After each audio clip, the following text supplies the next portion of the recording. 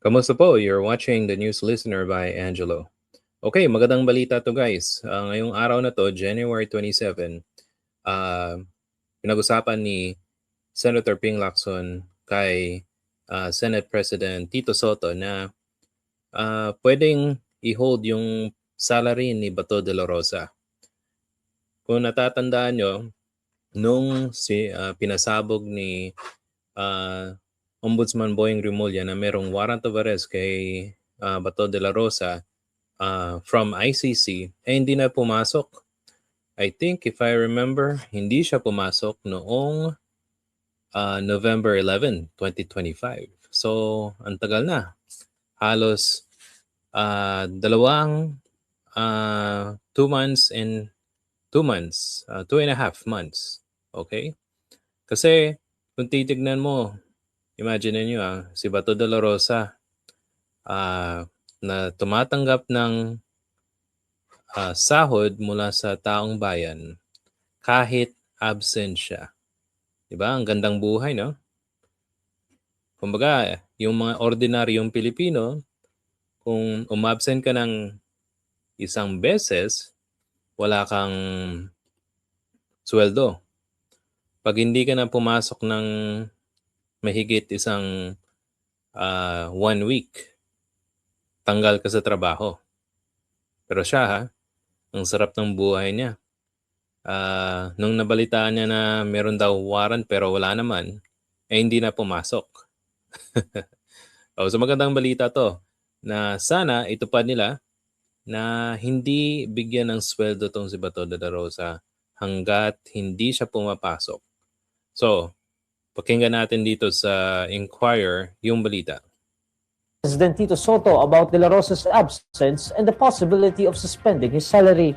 Yun ang isang suggestion na baka isuspend or itigil yung sweldo kasi parang sabi ko kay SP kanina, paaral natin mabuti kasi covered kami ng civil service law. Baka hindi ubra yung hindi mo pasweldo yung senador kung walang basis. Pero tama rin sa SP, we have our own rules. Bound tayo ng ethics committee recommendation once ma-adapt sa plenary. Pwedeng. Okay, so sinabi ni Senator Ping na dapat merong mag-file ng ethics complaint laban kay Bato de la Rosa na pag-absent. So yun ang gagawin nila. Kasi nasa rules nila yun eh. So bawal pumasok yung any other mga ibang agency o should we say other government agency para sa pag hindi pagsweldo kay Bato de la Rosa kasi cover daw ng civil service. So ang magdidisiplina itong Senado itself, okay? Ang problema natin si JV Ejercito yung ethics committee chairman. So hanggang ngayon hindi pa niya ginagalaw yung baso ng complaint laban kay Chis Escudero.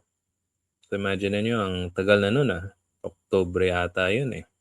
So hanggang ngayon wala pa silang ginagawa.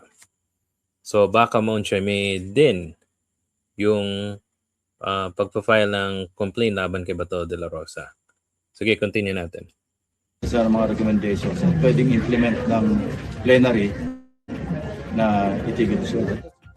Lacson says former Senator Antonio Trillanes has signified his intent to file an ethics complaint against De La Rosa in March. I think I heard Senator Trillanes is filing, I think, in March. Kasi ng 6th month ng absent si Senator Bato. I don't realize that. I didn't realize that until nabanggit kanina na 6 months na nga palang wala si Senator Bato dito. Kung natatandaan nyo, merong interview galing kay Sir Christian Esguerra doon sa Facts First. At natandaan ko na sinabi ni former Senator Sonny Trillanes na magpa-file siya ng ethics complaint laban kay Bato kung wala ni isang complainant ang magpa-file nito. So yes, hihintayin niya na daw yung 6 na buwan. Pag hindi pa rin siya dumalo, yun na yun. Go na yung ethics complaint laban kay Bato. In March. According to Lacson, at present, there are no Senate rules that sanctions a senator for continued absence. Meanwhile, in a separate message to reporters also on Tuesday, Okay, para sa akin guys, yung sabi na wala daw sanction o walang rules yung Senado when it comes to that. I think kailangan na nilang baguhin yung batas o Senate, maglagay sila ng Senate rule na kung absent yung isang senador, dapat walang pay, di ba? No work, no pay. Ordinaryong Pilipino, mag-absent ka kahit siguro kung may sakit ka, wala kang, yung iba nga, walang sick leave. Maswerte na yung ibang merong sick leave, di ba? So hindi ma-remove yung kanilang sweldo. Pero kung wala kang sick leave o yung mga low minimum wage na workers, pag hindi sila pumasok, wala silang sweldo. So swerte itong mga senador na to. Pag umabsent ka, may sweldo ka. Ba? Gandang buhay Sarap ng buhay pala. Yan. Tuesday, Lacson clarifies that he will not be a part of any recommendation to sanction De La Rosa in relation to his long absence. De La Rosa has been absent in the Senate session since November 11 in light of the reported issuance of an International Criminal Court arrest warrant against him. Yan ang rason, okay? So ipapakita ko sa inyo guys kung gaano kalaki ang sweldo ng isang senador. Sabi dito, in the Philippines, a senator's basic monthly salary ranges from 293,191 to 334,059 pesos. Ang laking sweldo ng isang senador. Okay, so salary grade 31 siya.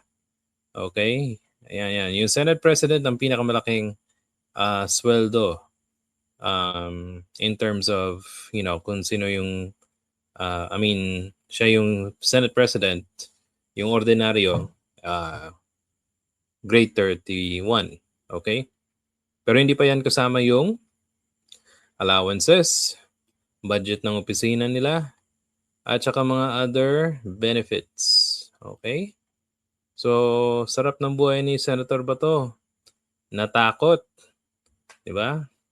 Nung naglabas ng impormasyon na merong ICC warrant. Pero wala pa naman. So, nagtatago. Sana naman, labanan na yung takot niya sa upcoming warrant of arrest. Kasi natatandaan natin, sabi niya kay Senator Trillanes, make my day. Ikaw pa maposa sa akin. Saan na yung tapang niya? Diba? Saan ka pumunta? Naglilibot ka ba ng bansa kasama ng pamilya mo? Sinusulit mo na ba yung anong tawag doon? Yung time mo para sa kanila? Okay, pero yung trabaho mo, hindi mo na ginagampanan. Okay? So, sana, kung matauhan ton si Bato, sana pumasok na siya. Okay? Guys, thank you for listening to our video for today. Ito po ay makikita nyo bukas January 28, Wednesday po. If nagustuhan nyo po itong video natin, please hit the like and subscribe button.